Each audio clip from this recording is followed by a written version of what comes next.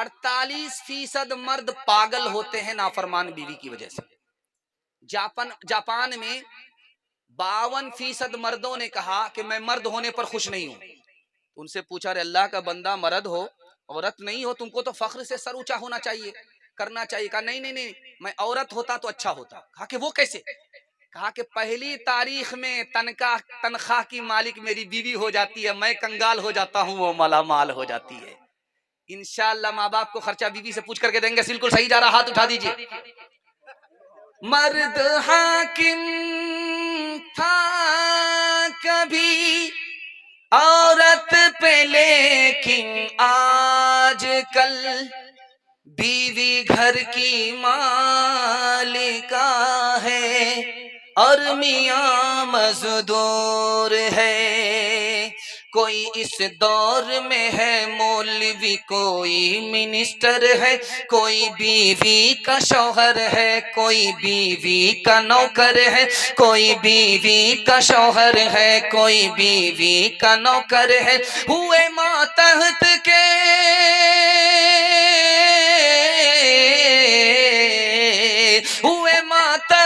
کے ماتحت ایسا انقلاب آیا، میاں ہے دفتری دفتر میں اور بیوی منیجر ہے، میاں ہے دفتری دفتر میں اور بیوی منیجر ہے۔ دوسرا پیغام جلدی سے نکل جائے گا، اللہ کرے کہ آپ کے دل تک پہنچے۔ لطیفے کے انداز میں آپ کو سنا رہا ہوں، لیکن سچائی آپ کے دل تک پہنچا رہا ہوں۔ اللہ کرے کہ دل تک سچائی پہنچ جائے۔ میں آپ سے وعدہ لینا چاہتا ہوں کہ آپ بیٹے سے زیادہ بیٹی کو تعلیم دلائیں گے۔ ہاتھ اٹھا کر کے وعدہ کیجئے انشاءاللہ۔ کام زیادہ لیں گے، تعلیم کم دیں گے۔ ہاتھ اٹھائیے انشاءاللہ۔ دھیان سے سنیے گا، جلدی سے نکل جائے گا۔ بالکل جلسہ کنارے لگ گیا ہے، 2 پیغام صرف میرے باقی ہیں، اس کے بعد میرے حصے کا جلسہ مکمل ہو جائے گا۔ اللہ آپ کے سننے ہمارے سنانے کو بے حد قبول فرمائے۔ دھیان سے سنیے گا۔ ایک لڑکی سڑک سے گزر رہی ہے، ایک لڑکا من چلا اس کے پیچھے آیا، اس نے ایک قرآن کی آیت پڑھ دی، زیناہا للناظرین۔ دیکھنے کی چیز تو یہ لڑکی ہے جو جا رہی ہے۔ وہ لڑکی کتنی پڑھی لکھی تھی، اس نے کہا حفظناہا من کل شیطان الرجیم۔ اس نے قرآن کی آیت پڑھ دی، تاک جھانک کرنے والا شیطان ہوتا ہے، شیطان سے اللہ کی پناہ۔ لڑکا تیسری آیت پڑھتا ہے، نرید ان نأکل منہا وتطمئن قلوبنا۔ ہم تم سے فائدہ اٹھانا چاہتے ہیں۔ تو لڑکی پڑھی لکھی تھی، اس نے چوتھی آیت پڑھی، لن تنالوا البر حتی تنفقوا مما تحبون۔ مجھ سے نکاح کرو تبھی فائدہ اٹھا سکتے ہو، مجھ کو مہر دو تبھی فائدہ اٹھا سکتے ہو۔ تو لڑکا غریب تھا، اس نے آیت پڑھ دی، والذین لا یجدون نکاحا۔ میرے پاس تو مہر کے پیسے ہی نہیں ہیں۔ تو لڑکی پڑھی لکھی تھی، قرآن کی آیت کہتی اولئک عنہا مبعدون۔ تو کھڑے کھڑے کیا دیکھتے ہو، جاؤ بھاٹو، دور ہٹو، سامنے کیوں کھڑے ہو؟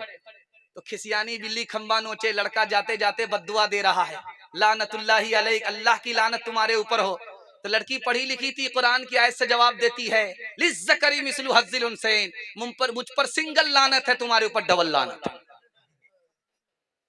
دوسری مثال آپ کی خدمت میں لے کر کے آ رہا ہوں۔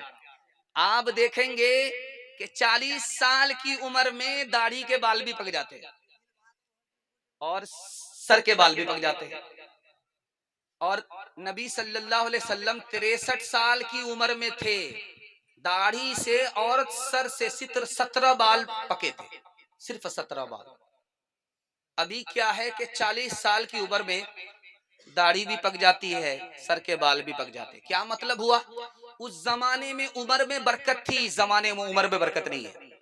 جبکہ 40 سال کا آدمی مکمل جوان ہوتا ہے، وہ بوڑھا نظر آ رہا، داڑھی پک جاتی ہے۔ تو ایک بادشاہ آئینہ دیکھ رہا تھا، دیکھا تو داڑھی پک گئی، بڑا مایوس ہوا۔ دیکھا سر کے بال پک گئے، بڑا مایوس ہوا۔ اس کی نوکرانی جو جھاڑو لگانے والی تھی، وہ دیکھ رہی تھی کہ بادشاہ سفید بال سے مایوس ہو رہا ہے۔ وہ قریب آئی، کہا حضور میں آپ کو دعا دیتی ہوں، آپ کی عمر اتنی لمبی ہو، اتنی لمبی ہو، اتنی لمبی ہو کہ آپ بوڑھا ہوتے ہوئے بیٹا کو بھی دیکھیں، پوتا کو بھی دیکھیں۔ آپ کو سفید بال سے مایوس ہونے کی ضرورت نہیں ہے، اس نے آپ کے حسن جمال میں اضافہ کر دیا۔ جس بادشاہ کی مایوسی اس کو مایوس کر رہی تھی، اس کی داڑھی اس کو مایوس کر رہی تھی، پڑھی لکھی لڑکی کے حوصلے نے اس کو دوبارہ جوان کر دیا۔ دوسری مثال آپ کے سامنے آ رہی ہے، دھیان سے سنیے گا۔ بادشاہ بڑا خوش تھا، سارے دربار کے لوگوں سے کہا آج میں بڑا خوش ہوں، تم کو ایک اعلان دیتا ہوں، جو جس پر ہاتھ مارے گا وہ اس کا ہو جائے گا۔ جس کو جہاں موقع ملا ہاتھ مارا، کسی نے دوسرے ہی کی جیب میں ہاتھ مار دیا۔ جس کو جہاں موقع ملا سونے پر ہاتھ مارا، چاندی پر ہاتھ مارا۔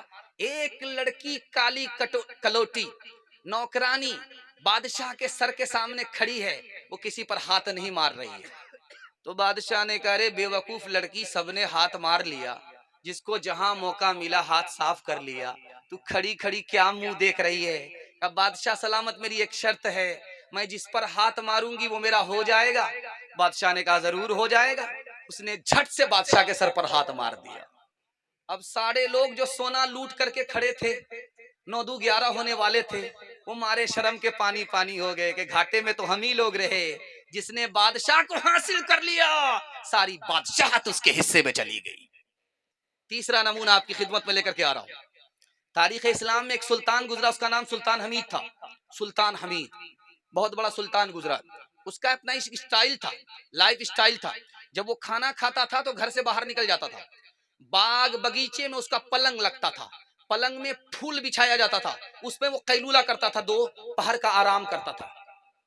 اس پلنگ کے اوپر جو پھول لگاتی تھی اس لڑکی کا نام تھا زینت، وہ نوکرانی تھی، وہ پھول کا بستر لگا رہی تھی۔ اس کو احساس ہوا کہ بادشاہ پھول کے بستر پر روزانہ سوتا ہے، پھول کے بستر کا مزہ کیسا ہوتا ہے۔ آج میں سو کر کے دیکھتی ہوں بادشاہ کو آنے میں دیر ہے۔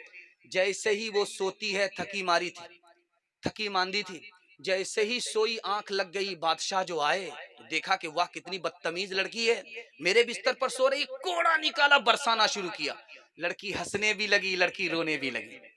بادشاہ کو بڑی حیرت ہوئی، میں اس کو مار رہا ہوں، یہ ہنس رہی ہے، بڑی حیرت ہو رہی ہے۔ رونا تو سمجھ میں آ رہا، ہنسنا کیوں ہے؟ تو لڑکی سے پوچھا کہ لڑکی بدتمیز، میں نے تمہیں غلطی پر مارا، تو ہنستی کیوں ہے؟ کہا حضور ہنسنے کی وجہ یہ ہے، میں تھوڑی دیر آپ کے بستر میں سوئی، مجھے آپ نے اتنے کوڑے مارے، اور آپ نے اسی بستر پر بچپن سے 55 کیا ہے، خدا تمہیں کتنے کوڑے مارے گا، اس خیال سے مجھے ہنسی آ رہی ہے۔ جو بادشاہ مغرور تھا وہ اللہ کا درویش بن گیا۔ پڑھی لکھی لڑکی کی نصیحت کا جملے کا اثر درندے کو انسان بنا دیا۔ آخری مثال ہے، پیغام کو ختم کر رہا ہوں۔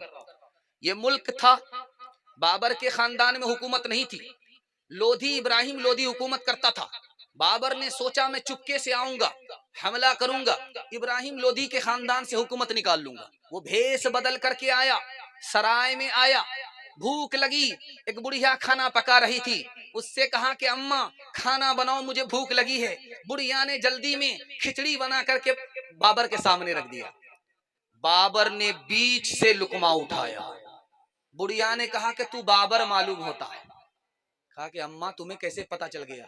میں تو بھیس بدل کر کے آیا ہوں، تمہیں کیسے پتا چل گیا؟ کہا تو نے بیچ سے لقمہ اٹھایا، بابر بیچ سے حملہ کرے گا، اس سے میں نے اندازہ کیا کہ تو ہی بابر ہے۔ رات کا سناٹا تھا، چراغ جل رہا تھا، کانٹے میں کپڑا بونا جا رہا تھا۔ آج بھی دیکھتے ہیں کہ عورتیں سوٹر وغیرہ کانٹے وغیرہ میں بنتی ہیں۔ تو چراغ جل رہا تھا، رات میں کپڑا بن رہی تھی عورتیں، بادشاہ کی سواری جا رہی تھی، اب بادشاہ کان لگائے ہوا تھا کہ کون میرے خلاف جاسوسی کر رہا ہے۔ تو ایک لڑکی بولتی وہ جا رہا ہے، دوسری لڑکی کہتی وہ نہیں ہے، تیسری لڑکی کہتی وہی تو ہے۔ بادشاہ کے کان کھڑے ہوئے کہ لگتا کہ یہ عورتیں میرے خلاف جاسوسی کر رہی ہیں۔ بادشاہ نے پولیس والے کو بھیجا کہ تینوں لڑکی کو پکڑ کر کے لاؤ۔ جب لڑکیاں سامنے آئیں تو ایک لڑکی کہتی وہی تو ہے، دوسری لڑکی کہتی وہ ہوتے تو وہ ہوتے، تیسری لڑکی کہتی وہ نہیں وہ تو ہے۔ بادشاہ کا اور دماغ خراب ہوا، پہلے کیا کہا نہیں سمجھا، اس بار کیا کہا نہیں سمجھا۔ تو بادشاہ نے کہا اس لڑکی سے کہ بیٹی کیا مطلب ہوا، ہم نے کچھ نہیں سمجھا۔ کسی نے کہا وہ جا رہا ہے، کسی نے کہا وہ نہیں ہے، کسی نے کہا وہی تو ہے، کیا مطلب ہوا؟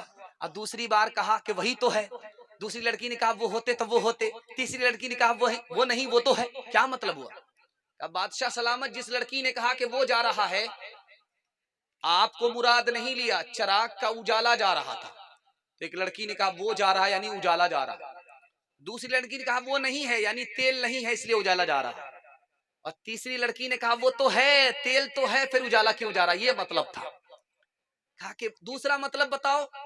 کہا کہ معاف کیجئے گا بادشاہ، اب بادشاہ ہو کر کے عورت کی بات کو نہیں سمجھتے ہیں، تو جس لڑکی نے کہا کہ وہی تو ہے، اس کا مطلب تھا یہ بادشاہ نہیں ہے، یہ بیل ہے، وہی تو ہے یعنی بیل ہے۔ تو دوسری لڑکی نے کہا کہ وہ ہوتے تو وہ ہوتے، اگر بیل ہوتے تو سنگ ہوتے اور دم ہوتی، سنگ اور دم تو نہیں ہے۔ تو تیسری لڑکی نے کہا وہ نہیں، وہ تو ہے، اگر بیل نہیں گدھا تو ہے۔ حسن صورت چند روزہ، حسن سیرت مستقل، اس سے خوش ہوتی ہے آنکھیں، اس سے خوش ہوتا ہے دل۔